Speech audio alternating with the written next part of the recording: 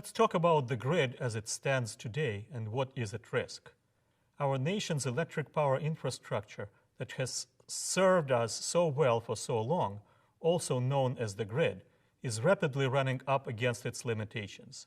Our lights may be on, but systematically the risks associated with relying on an often overtaxed grid grow in size, scale, and complexity every day. From national challenges like power system security to those global in nature, such as climatic change, our near-term agenda is formidable. So what is at risk? Since 1982, growth in peak demand for electricity driven by population growth, bigger houses, bigger TVs, more air conditioners, and more computers has exceeded transmission growth by almost 25% every year. Yet spending on research and development, the first step toward innovation and renewal, is among the lowest of all industries. While hundreds of thousands of high-voltage transmission lines cross through the United States, only 668 additional miles of interstate transmission have been built since 2000. As a result, system constraints worsen at a time when outages and power quality issues are estimated to cost American businesses more than $100 billion on average each year. In short, the grid is struggling to keep up. 5 massive blackouts over the past 40 years, 3 of which in the past 9 years. More blackouts and brownouts are occurring due to the slow response times of mechanical switches, a lack of automated analytics, and poor visibility, a lack of situational awareness on the part of grid operators. This issue of blackouts has far broader implications. Today, the irony is profound. In a society where technology reigns supreme, America is relying on a centrally planned and controlled infrastructure created largely before the age of microprocessors that limits our flexibility and puts us at risk on several critical fronts. What about efficiency? If the grid were just 5% more efficient, the energy savings would equate to permanently eliminating the fuel and greenhouse gas emissions from 53 million cars. Consider this too.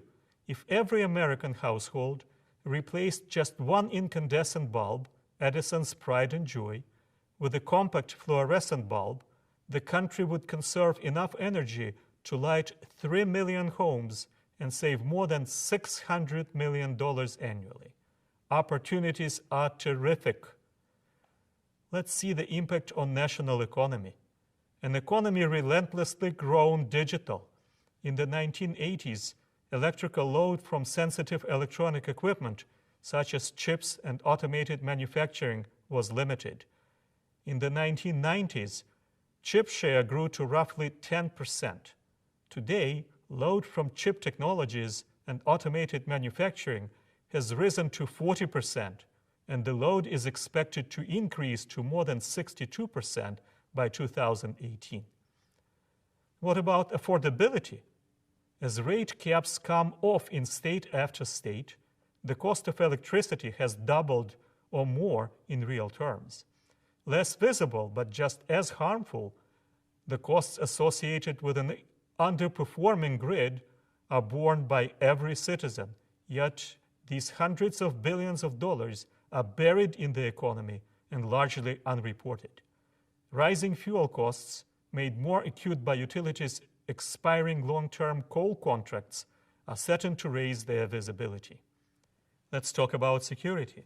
When the blackout of 2003 occurred, the largest in US history, those citizens not startled by being stuck in darkened, suffocating elevators turned their thoughts towards terrorism, and not without cause.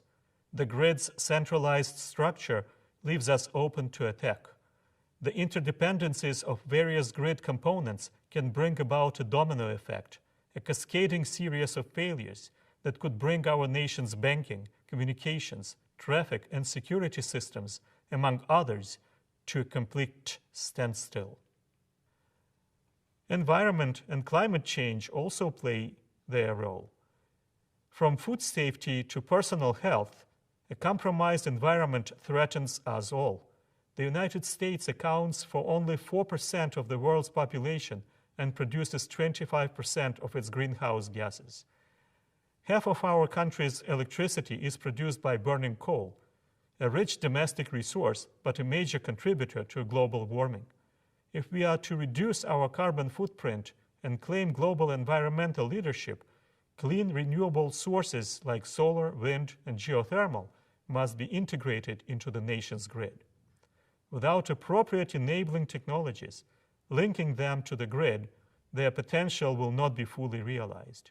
Regarding global competitiveness, Germany is leading the world in the development and implementation of photovoltaic solar power.